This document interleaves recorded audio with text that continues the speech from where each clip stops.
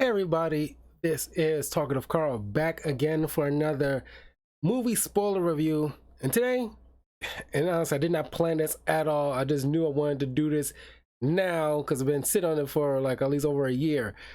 But it's the first Clerks movie, directed by Kevin Smith, one of my favorite directors, and it's the 30th anniversary of the first Clerks film.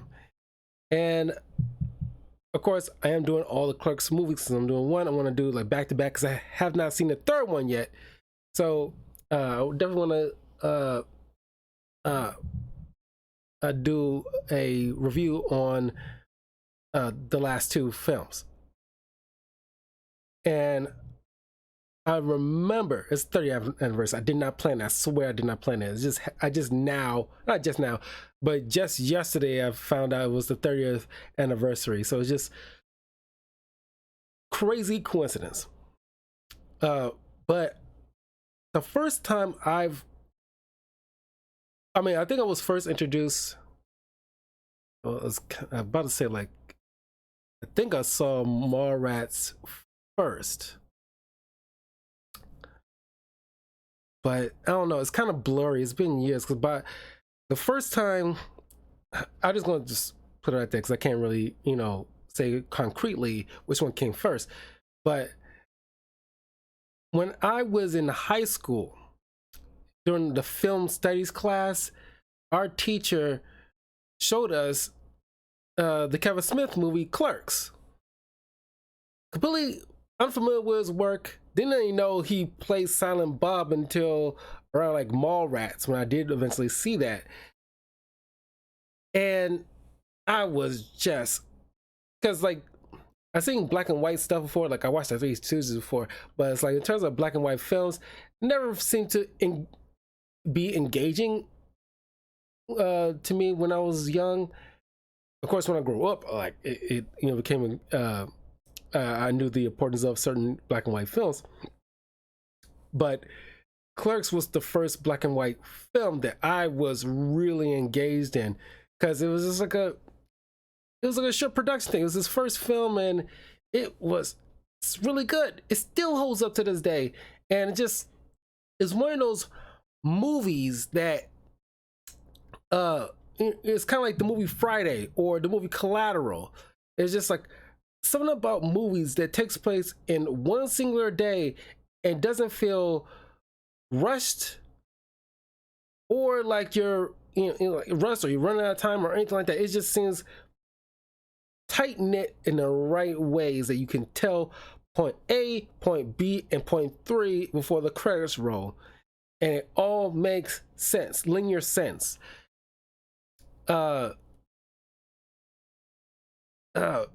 But man, it's just it sparked like so much discussion like back then. But we'll get right into it. But like I said, of course, directed by Kevin Smith, written by Kevin Smith, produced by Kevin Smith and Scott Mosier. Stars Brian O'Halloran as Dante Hicks, Jeff Anderson as Randall Graves, Marilyn Giolotti as Veronica, the late Lisa Spooner as Caitlin Bree, Jason Mewes as Jay, Kevin Smith as Silent Bob.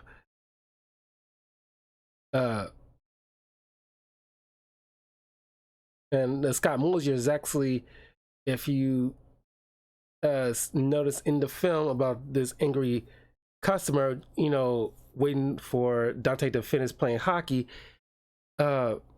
he's that guy. And as a matter of fact,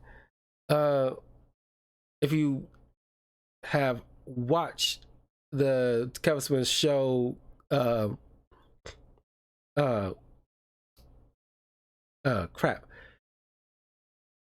Comic Book Man, the one of the people there, Walt Flanagan, is also in this movie, who shows up a couple of times. So yeah, very man, this is a fun film, very fun film. So basically, Dante wakes up, gets a call from his boss saying that he needs to come in on his day off in order to fill in for a person who called in sick. Now, Dante is, for some reason, fell out of his closet. Not sure why he's sleeping in his closet, but he is super hesitant on even coming into work. But the fact that, like, look, he promised that he'll be there at noon. Dante just needs to fill in until then, and he'll show up to take over. And Dante is like, okay, fine.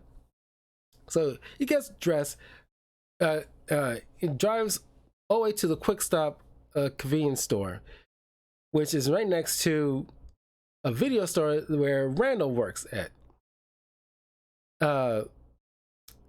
So he set up shop, and his day is already kind of crappy now because he can't open up the shutters, so everybody know that they're open because somebody stuck gum in the locks, so he can't unlock it. So he gotta wait for the next day for the locksmith to deal with that.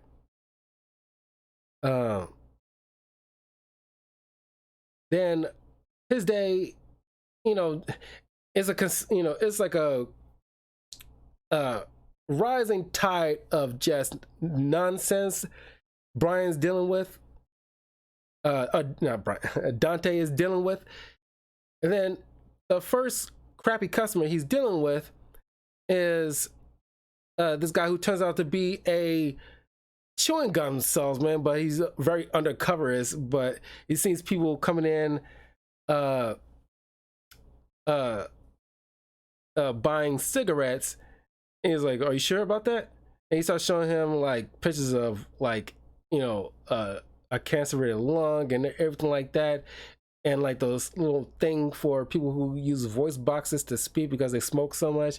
It shows them all this stuff, and then it just escalates to a full-blown mob in the store pelting Dante full of cigarettes, thinking like, "Oh, you're killing the community with your death sticks." Then all of a sudden they get sprayed by a fire extinguisher by Veronica, who is Dante's girlfriend, and then she points out and chastises everybody. It's like, this guy's a chewing gum like a tobacco gums salesman. You also easily led automatons. What do you think for yourselves? Which, looking back now, looking at what's going on in social media today and how easily people are led by stupid groups sometimes, that's like, why can't y'all just fucking think for yourselves? But she sits with Dante, and she, according to the conversation, you can tell that like this is the kind of conversation they had before. But Dante never went to college. He just went to or he never gone to college, or he dropped out. Either way, she's trying to convince him to go to one of her check out one of those courses at her college. So trying to find some direction and stuff, even though he constantly complaining about the job and the fact that verbatim he keeps stating how the fact that he wasn't even supposed to be here today. But and then also the constant like running gag about I smell shoe polish, because he had to pull up a tarp and use shoe polish he has in his car to draw. I don't know why he couldn't put on in gloves, but draw by hand the words, "Yes, we assure you we're open." And she and Dante eventually have a conversation about like the past relationships that they have, and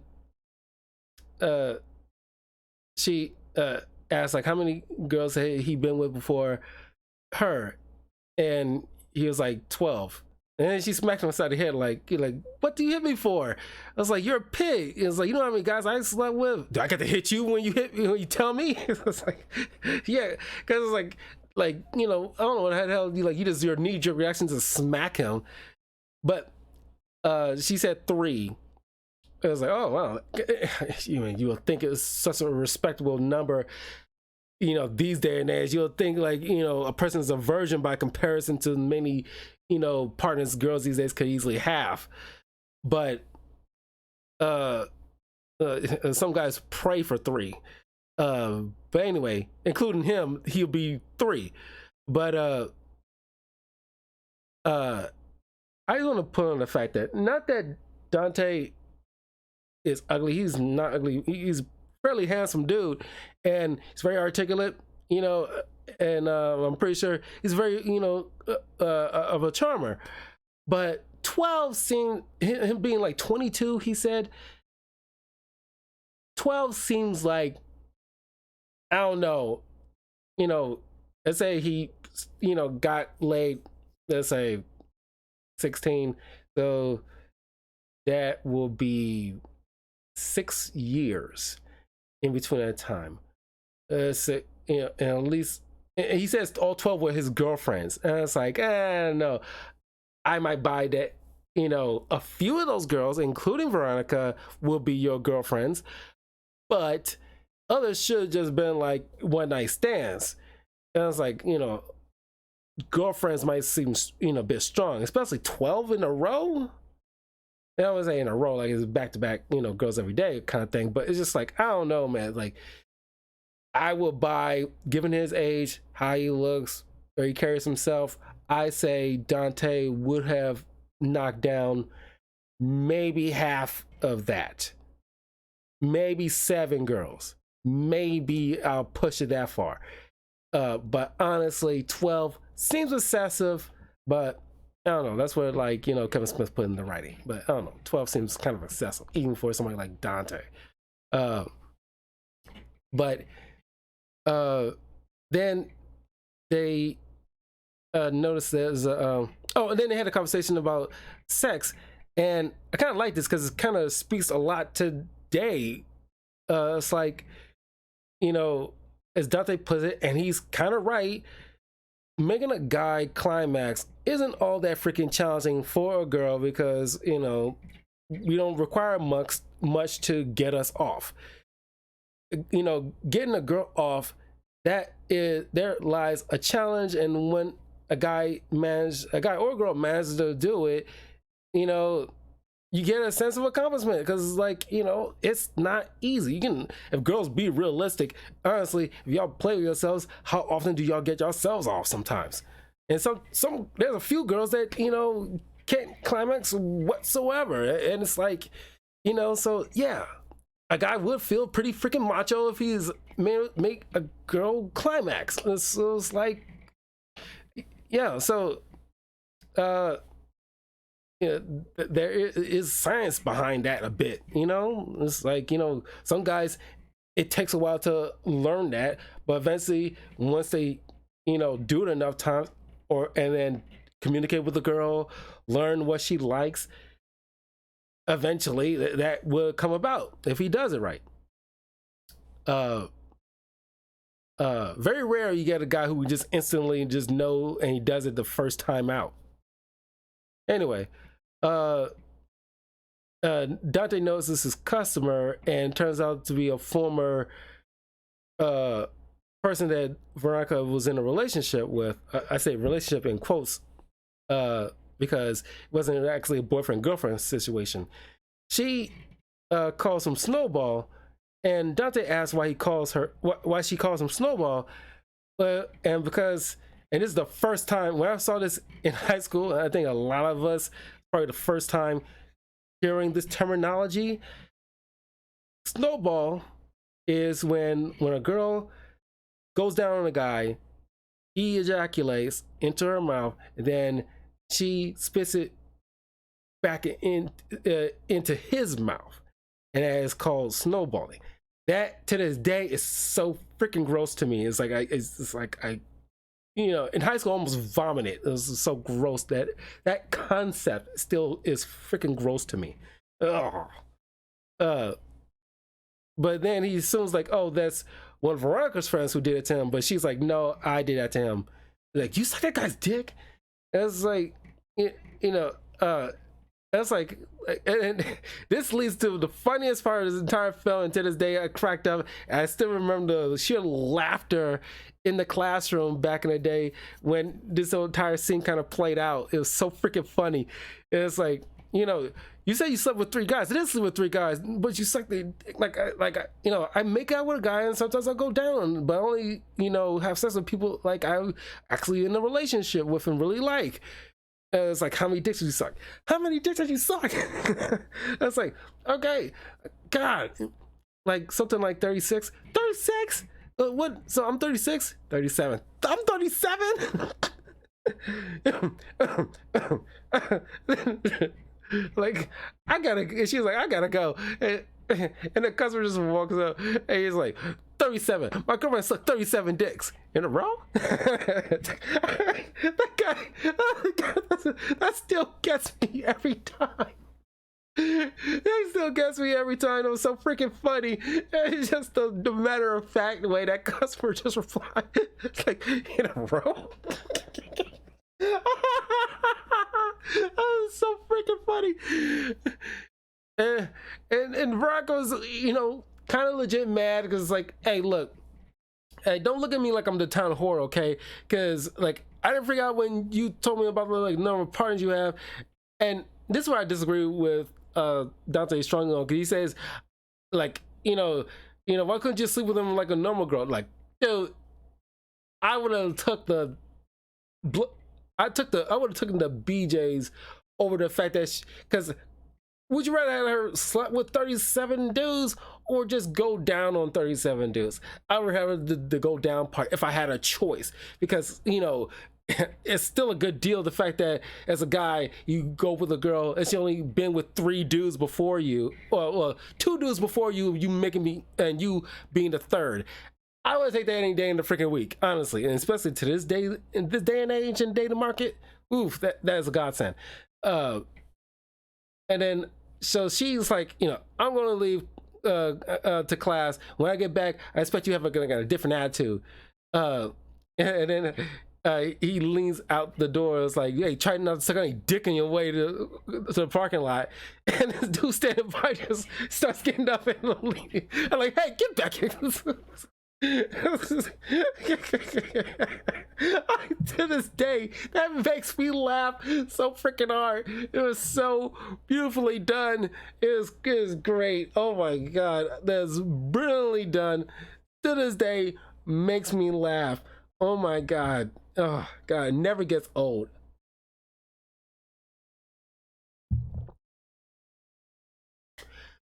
Then we are introduced to Randall, who is a clerk for the video store next door to the Quick Stop.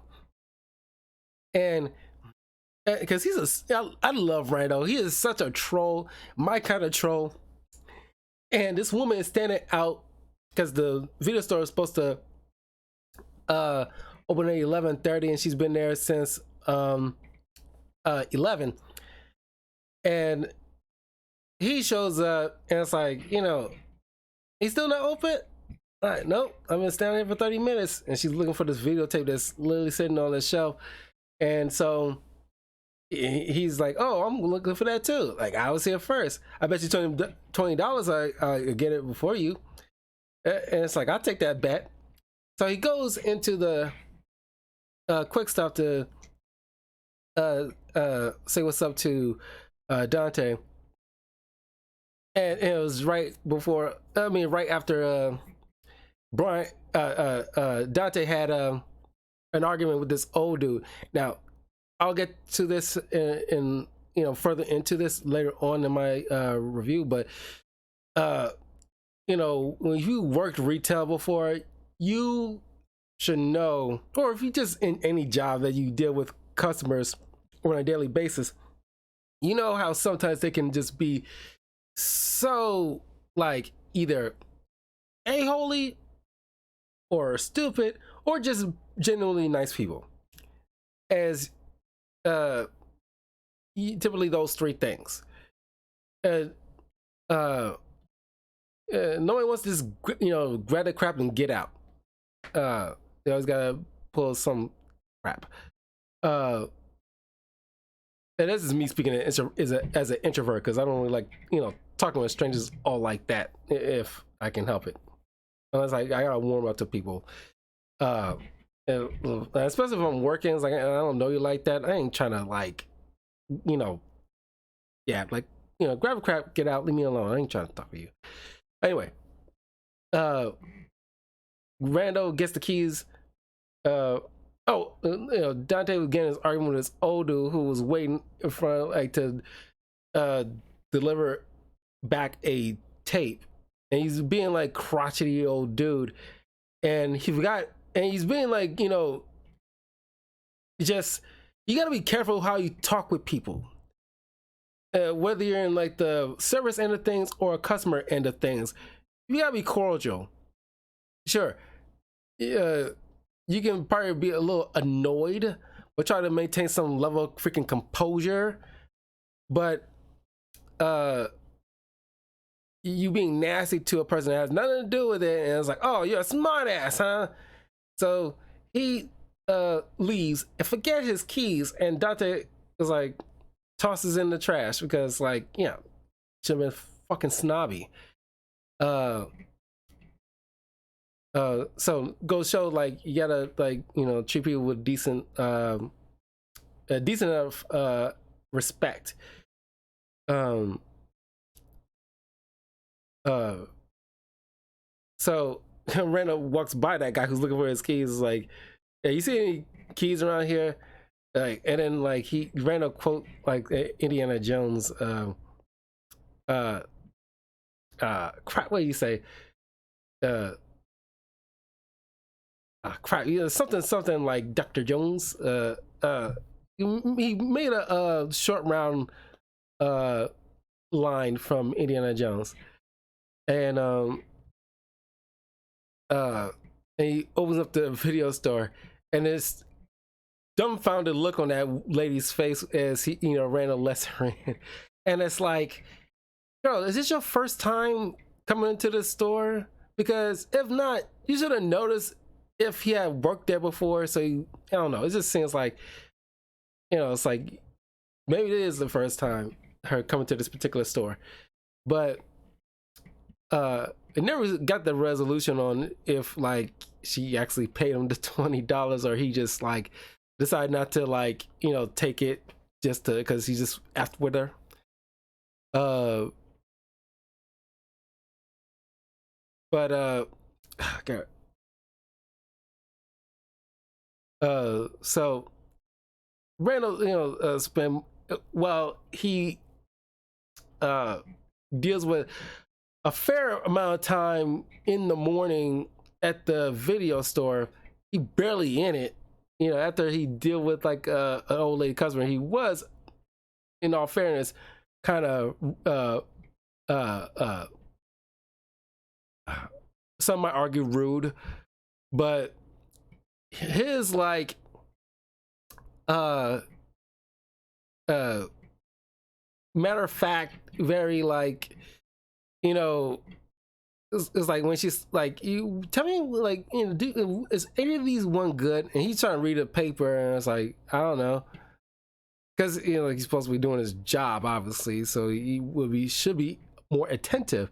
And she try to it's like, oh, what about these?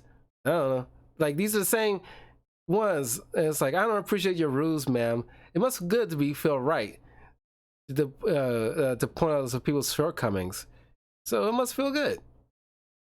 And then like she just storms off. So he spent most of the time with Dante, and uh crap, well, there's a lot happened here. Uh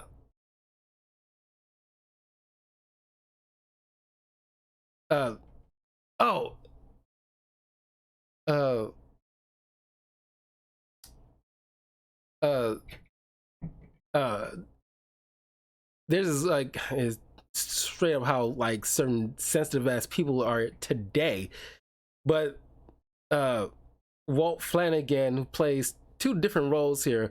One is a guy who's looking at eggs. It was on literally um on the floor right by the cooler area, who pulled out a bunch of the eggs and inspecting each one, claiming to trying to find like the perfect dozen. And so uh Dante just like just staring at him, and Randall's like, what the heck is going on? And then some lady comes in and try to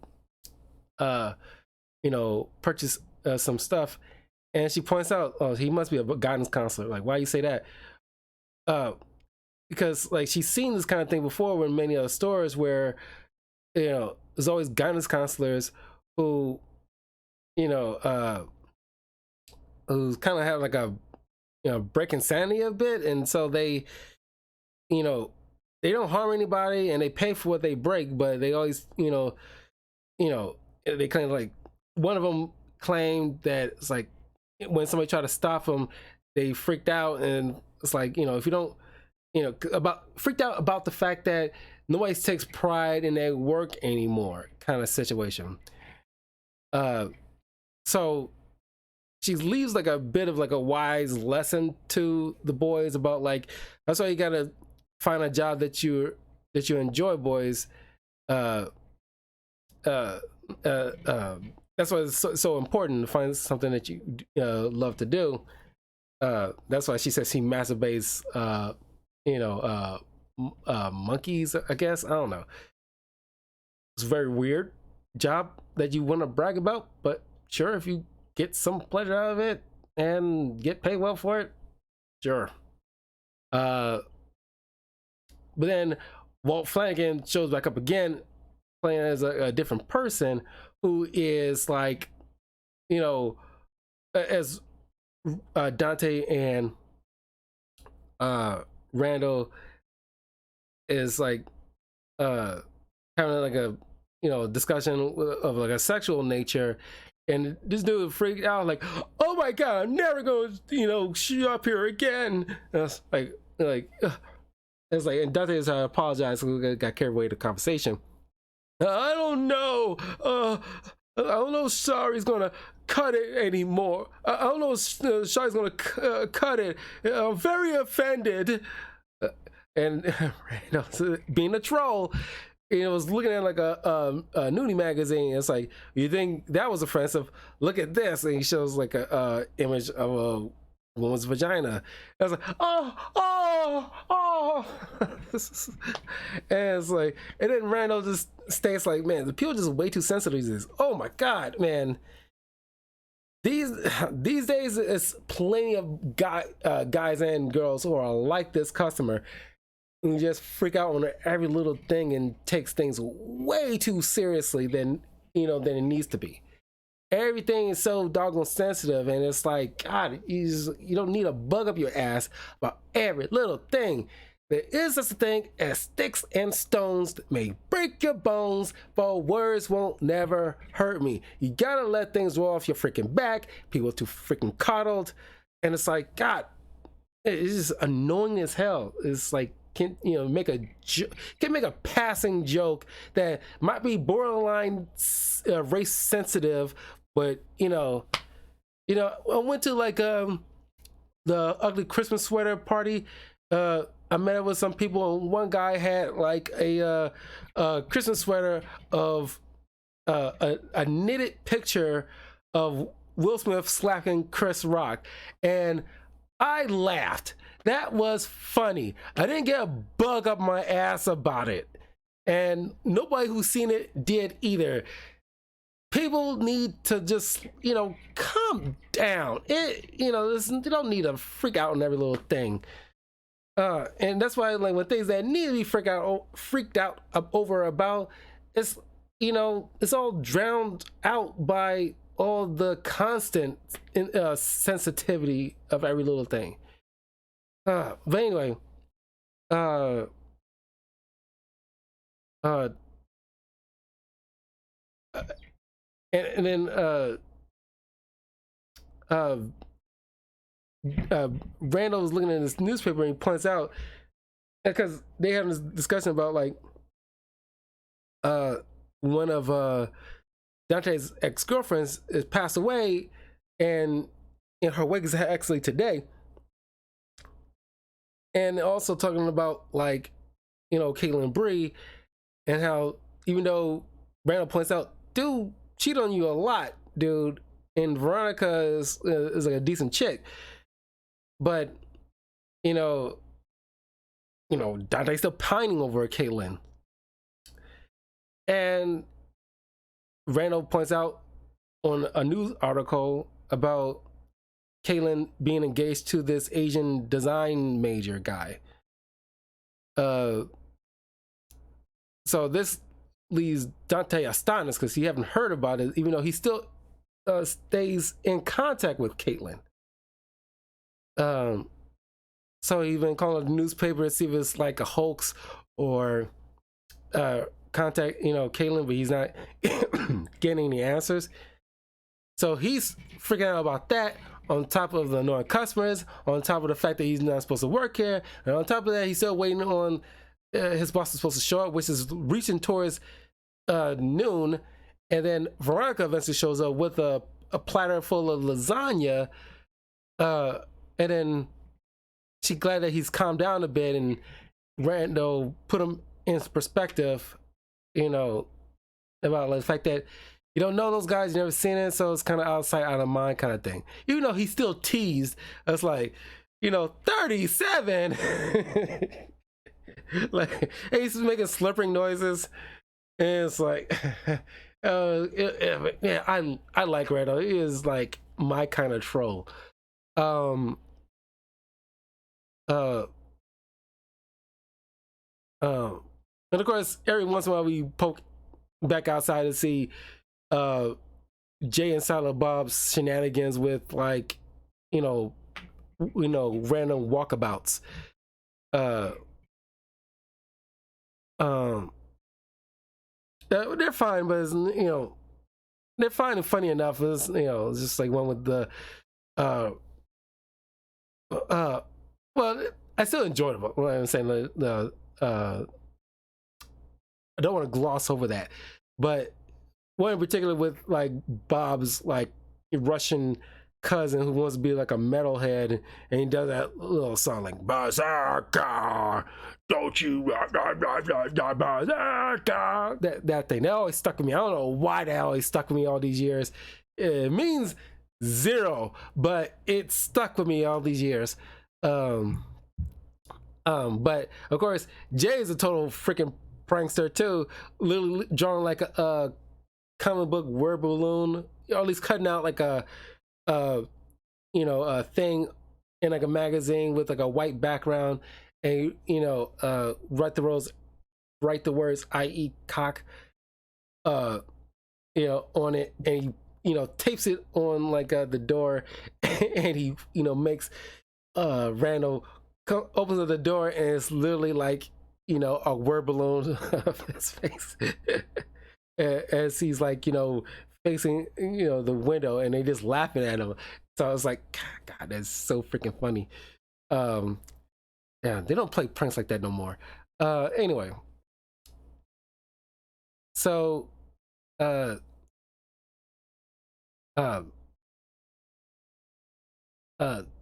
it's noon. Is already getting past noon, so Dante eventually calls up his boss. Turns to find out the guy went off to Vermont for like a vacation trip, and didn't bother to like he definitely like pulled a fast one on Dante. It's like you slippery little shit. I can't believe you blatantly lied about you coming in. You knew you wasn't gonna come in, so forcing Dante to watch over the store. I was like, I'll be surprised if Dante doesn't pop in one as soon as he see him, or just plain old quit, because that is just blatant disregard of or disregard of the needs of Dante, knowing that he was on his day off and you completely exploited that. And this shows a lack of respect for your employee, who you pretty much tricked into coming into work. I mean, a little bit more you'll have more respect for a person that's like, look, I got this vacation thing. We come in on this day. Trade, like, you know, because I remember working at Julasco years ago, and I wanted to, like, you know, take a day off on one particular day, but something came up, so like I couldn't, you know, change it. So I had to talk with another employee and talk with one of our managers to where we can trade day offs, so that way I work his day, he worked my day, so I can have the day that I needed off. You could have done something like that, where I was like, okay, you come on my day, you come on this day, you know, I can't come in. I will do you a solid and give you like a couple of days, you know, like a vacation paid time off kind of thing to fill in, as thanks for just, you know, filling in. That would have been a little bit more responsible thing to do, but this guy seems like a shady shit, because he doesn't even want to he doesn't want to pay to get, well, the bathroom in the store, the lights aren't working because the electrician owes the guy, the store owner's money, so they're not paying him to fix the light. So you don't want to go and pay for a different electrician to come in to fix the bathroom light. So this guy doesn't seem like an up and up dude. We never know who this guy is, and never see him. Even in the second movie, we still never see him. So I don't know. It just seems like this dude is like a shady individual anyway. And on top of that, Dante needed to play hockey with his friends at 2 that day, but since he had to come into work, you know, he thinking like he's gonna miss out. So he came up with the idea of inviting him and Randall's friends to come play hockey on the roof of the store, and so they'll close out the store temporarily for a short period, so they can have their little hockey game as planned. Before we even get into that, there was this old man who showed up and wanted to use the bathroom, and he asked for one of those kind of nudie magazines. You know, he claims that he's not gonna like do anything. He just wants something to read while he's like using the bathroom. That play into what happens later in the third act, but the movie is paced so well where, like Dante, we completely forgot about this guy because it's just like a know nothing dude, and so much other craziness happening, you know, going on in the film where you completely forgot about this guy. Anyway, that's when, like, you know, while they're playing on top of the roof, some customers getting irate, and it's like, you know, claims that he can play better than them, and then he just out of sheer dickishness hits the ball off the roof and lands in the gutter just to get them to finish, you know, stop the game so he can, you know, buy a pack of cigarettes in the store. And it's like, bitch, if you so adamant on getting some fucking cigarettes, go to another store that I'm pretty sure this is like a middle of the wilderness, and this store and this video store is the only thing in a 200-mile radius or something. Go to another like a gas station or something like that and buy your freaking cigarettes. And it's like uh, it's like you know that thirsty for cigarettes. It's like God, it's just that is just stupid. And then on top of that, Dante's really pissed off with his friends because they brought only one ball. Why would you bring only one ball to a hockey game with your friends? That is ridiculous. It's not like you're playing basketball where you only need the one ball and it's not going to get lost because you're on the court or in a gymnasium. Uh, uh, so now I want to talk about like a couple of conversations that Randall and Dante talk about that still stick with me. One being like about the Death Star in Empire Strikes Back, and Randall is bothered by the fact that they blew up the second Death Star that was still under construction, and there's plenty of innocent contractors that might have been on there that died by the Rebel Alliance. Then an actual contractor who was shopping in the store overheard the conversation, and he points out, like, he was hired to work on a roof of a house before, and it turns out it belonged to this gangster, Babyface Gambino or something like that. And he decided like he passed on the job to one of his friends, and then on a day when his friend was working on the roof, a rival gang shot the place and his friend got killed. And it's like, so you're instrumental in your death of your friend. You don't seem to be bothered by that. Or the fact that you could have at least told your friend, you didn't even mention in the story, like, hey, I warned my friend that, who the house belonged to, but no, you didn't say that. You just passed it along. And so seemingly you didn't even bother to fill him in about whose house it is, but you knew whose house it was. But his point being that if there was any contractors working on the second Death Star, and they end up getting killed in the battle, then technically it's their own fault, because they should have knew who they were working for and the dangers involved. Based on personal politics. A contractor listens to his brain, not his wallet, as his this customer points out. And the fact that, like, the second thing that Randall and Dante talk about is the kind of crappy customers they get.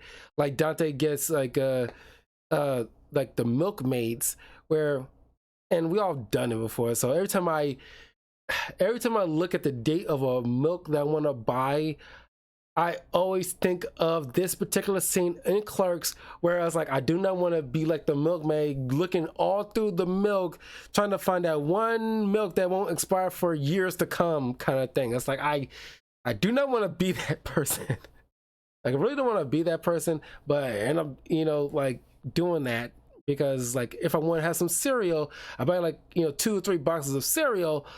I want like a gallon of milk that I can confidently say won't expire for at least well over a week, and not like before the week is out. And of course Randall gets like a barrage of stupid questions. Like, well, they all share their barrage of stupid questions, where it's like where's the new videos rentals? And then they're literally like a shelf right behind them, with the sign about new. Or like, how much is this pack of gum? Even though right behind them is a big sign with an arrow pointing about the brand new pack of 99-cent gum. So if you ever worked in retail, you understand about a barrage of dumb questions. I get those. You all get those. It happens. I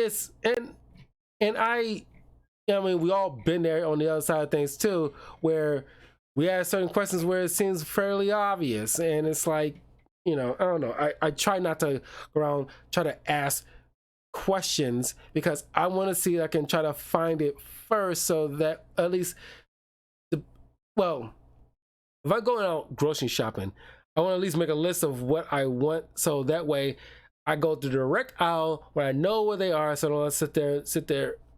Just glitched out for a second. Sit there. Uh, I want to know, like I should know where they are, so I can just grab them and go, rather than wander around like an idiot aimlessly and it's like asking questions to a worker, and they have to point out something that isn't obvious, which more than 9 times out of 10 will be. Uh, so yeah, I mean, you can relate. Uh, then uh, uh, Dante once again has to close the store. Well, he wants Randall to look after the store, but because Dante wants to go to his ex-girlfriend's wake, but Randall wants to go with them, even though it's like, I can't close the store again. But it's like, he lost the argument with Randall, so once again he closed the store so that way they can go to the wake. And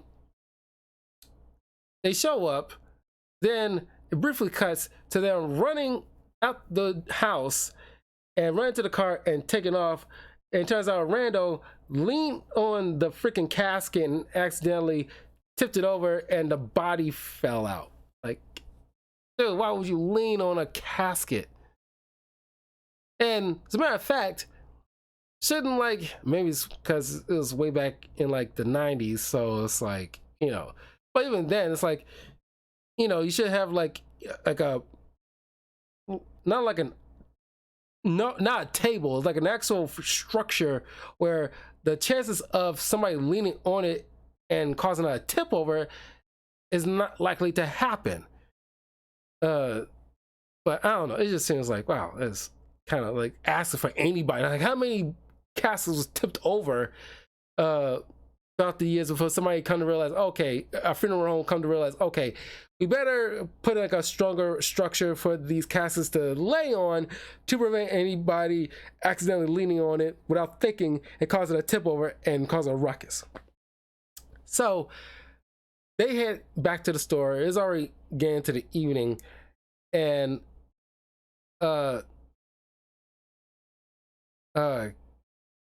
then Randall asks for the keys to Dante's car so he can go to a better video store so he can rent out a porno video. Then Caitlin eventually shows up to tell Dante that her mom put, when she realized, because she was dating an Asian design major, he did propose to her. She never said yes. He said she had to think about it. But when Caitlin's mom figured out, she didn't want, took it upon herself to put it in a newspaper. I'm not sure why you feel the need to announce an engagement like you're the freaking royals or something, to announce your daughter's engagement. You are just average Joes.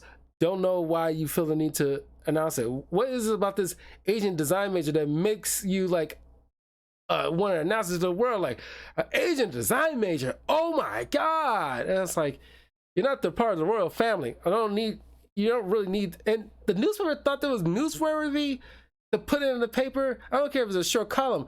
It's taking page real estate of something so mundane that everybody, it's like, he's not the only Asian design major in the effing world at that time. It's so weird.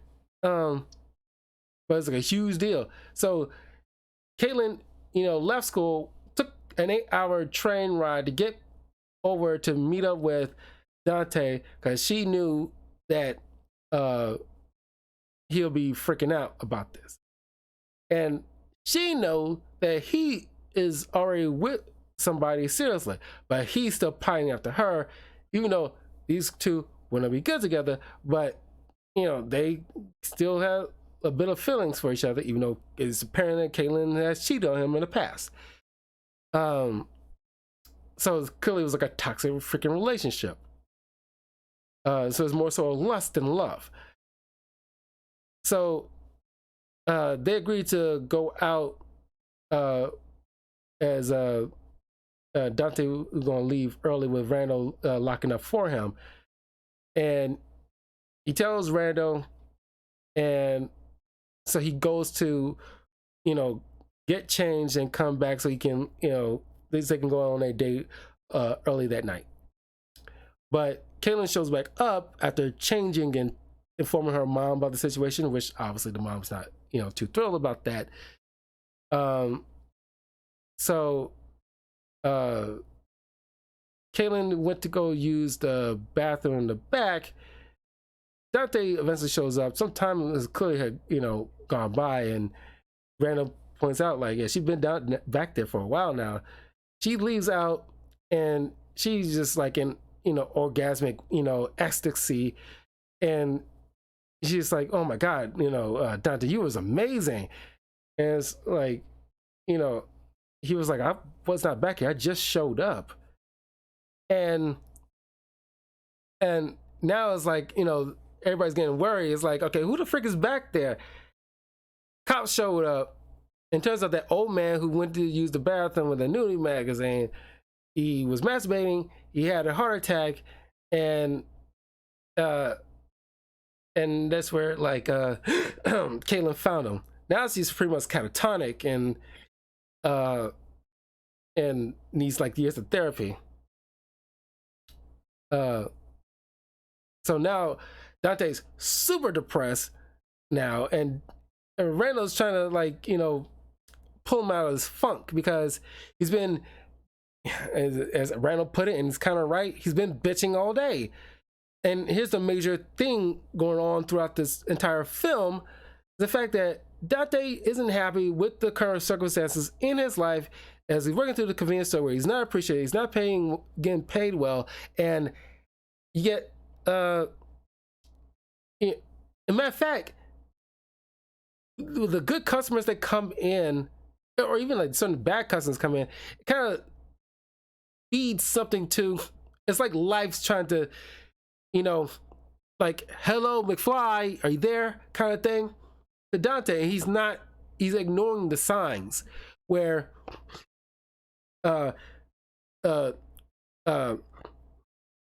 Veronica is trying to get him to check out a couple of classes at her college to try to see if something he could study in that might be more fulfilling for him. Randall's trying to explain to him, like, just, freaking quit, man. It's like, it's plenty of jobs and, out there in the world, and one of them you be bound to be qualified for. The old man, the crotchety old man, as crappy as he was, points out the fact that, like, that's why he's working in this crummy dead end job and not working a normal job, even though it's still technically a job. But the fact that you making fun of his lowly job, kind of thing. The woman who's talking about she's masturbating animals and pointing out about the guidance counselor and the fact that you gotta appreciate the kind of job that you want. You gotta, like, get into a field that you want to do, so that way you can find some enjoyment out of it. You don't want to end up like this guidance counselor who's, having like a break in their psyche, and pulling out eggs in a convenience store. Even like something like maybe the contract, he left a business card which you probably can look into. You probably not good at fixing things, but it's just like, little by little, the world is trying to tell him, like, okay, maybe if you're feeling this way, maybe you need a change in your life. But Dante, is hesitant on making any changes because he is, he doesn't want to rock the boat kind of situation. And he finds it difficult. He just can't seem to make himself do it. and even to the fact that he can't decide on one girl. So Randall, trying to be a good friend, tells Veronica about the situation.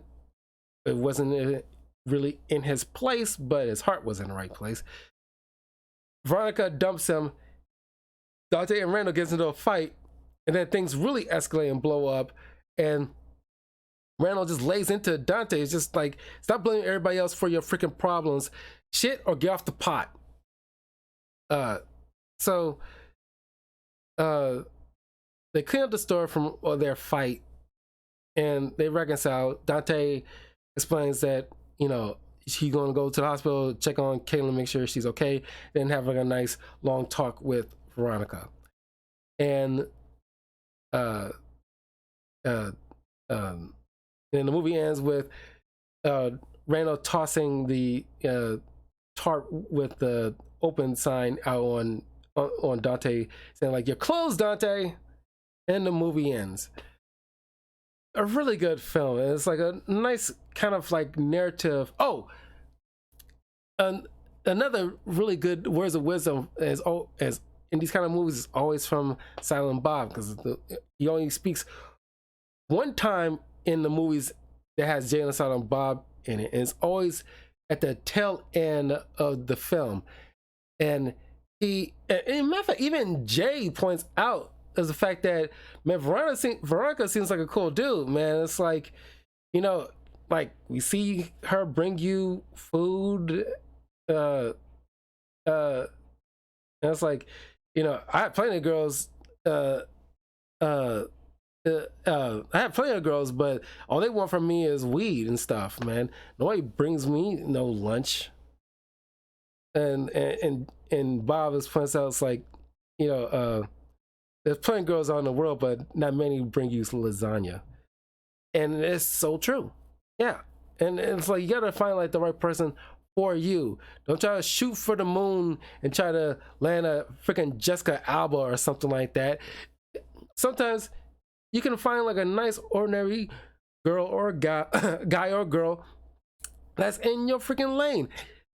And mostly guys, most of the time, guys, you know, are perfectly fine, you know, someone with a girl that's in their stuff, as long as they, you know, treat them well, with respect, loves them, and cordial and respectful, and not, you know, nagging and all that other crap. And just, you know, guys are simple. We are satisfied with the little things, and that's our lane. And the constant sex guaranteed one from a girl, which is already, because not every guy's just plowing through chicks like he's Leonardo DiCaprio.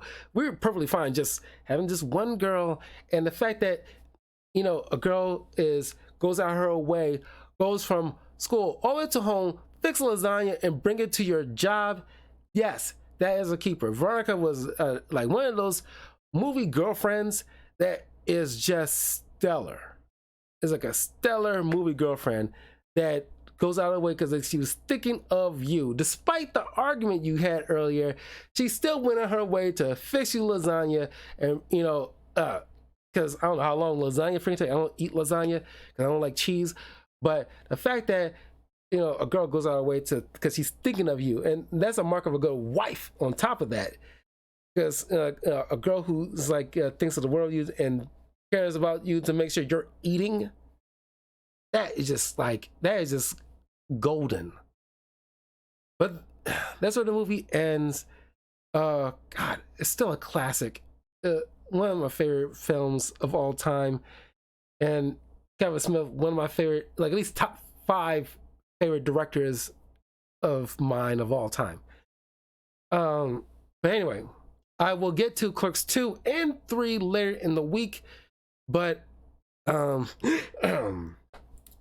I will see you guys then. I'm not sure if I'm streaming any games, like, because I want to play Tekken 8, but it's probably gonna be Friday because the game comes out on Friday. But yeah, look forward to that. I'm not sure because it's been a long time since I played like a Tekken game. I never owned a Tekken game. Any Tekken games I ever played as a little kid, my cousins owned. but I never owned a Tekken game before, so this would be my first time owning one, and it would be years since I ever played one, so it'll be very interesting. So looking forward to that. So anyway, I'll see you guys soon. Have a great night. Take care.